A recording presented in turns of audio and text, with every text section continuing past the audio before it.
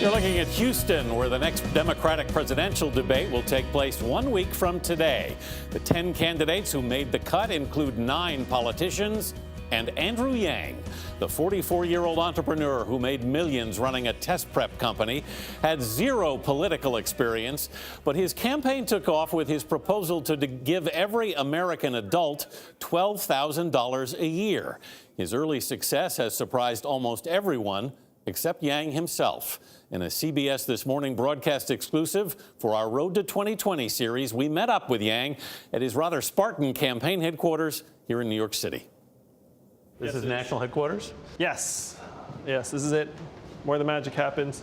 This feels like a pretty modest space from which to launch a national campaign.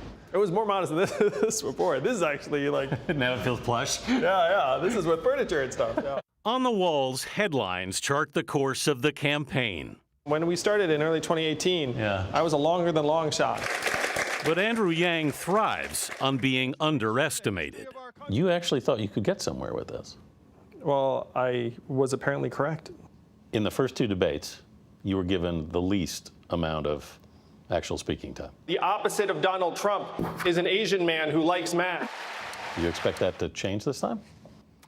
I do.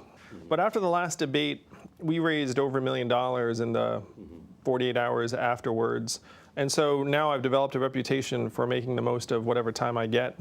See you on the debate stage! His more than 200,000 unique donors have given an average of $25 apiece, many attracted to his blunt assessment of America's future. How do you feel about the American dream? The idea of it? I love it. I've lived it. My family immigrated to this country. Do you still believe in it? Well, I'm a numbers guy, and so the numbers say that you have a 50-50 chance of doing better than your parents if you're born in the 90s. And that chance was 93% if you were born in the 40s or 50s. So the American dream is dying by the numbers, and Americans know it. Yang's dark outlook is similar to President Trump's, but he blames the rise of AI and automation. We automated away 4 million manufacturing jobs in Michigan, Ohio, Pennsylvania, Wisconsin. And if those states sound familiar, those are all the swing states that Donald Trump needed to win and did win. So to me, this was a straight automation story that immigrants are being scapegoated for economic problems they have little to nothing to do with. It's not immigration, it's automation. It's not immigration, it's automation. And it will lead to widespread despair. He writes in his book, The War on Normal People, creating a hyper-stratified society like something out of the Hunger Games. Some advisors have suggested to you you should be more optimistic in the way you paint the future of the country. Yeah, I have gotten that advice. That's true. And I think most politicians have been sold on the fact the American people don't want to hear hard truths, and I think that's wrong. They want to hear it straight, you think? Yeah, they want solutions, not happy sound bites at this point. Yang's solution, the cornerstone of his campaign, is the freedom dividend. He'd pay every adult $1,000 a month, no strings attached, and fund it in part with a 10% value-added tax on business production. The Tax Foundation, which is a conservative think tank, has run the numbers and says basically they don't think your math adds up, that you couldn't pay for a benefit that significant with the funds that you're talking about raising here. They're correct that it's not that the revenue pays for it dollar for dollar, but what they overlook is that if you put this money into Americans' hands, the money doesn't disappear. Where does it go? It goes back into our consumer economy and circulates over and over again. The argument is it would discourage people from working. Would it make more sense to guarantee people jobs like Bernie Sanders is promising?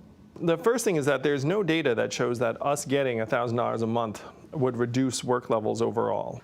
In terms of Bernie's federal jobs guarantee, I understand the spirit of it, but in practice it would be very, very difficult to implement and manage. Imagining that all Americans want to work for the federal government is something that Bernie might think is in our minds, but that's not the case when I talk to most Americans. Yang says he doubled his campaign staff of about 30 last month and will soon double it again. If for some reason you were not to get the nomination, would you consider it? For some reason, sorry. You're laughing. I know, I like the cordiality. Would you consider a third-party candidacy? My job is to help get Donald Trump out of office, and I would do nothing that would increase the odds of him sticking around. And I think a third-party candidacy would do just that.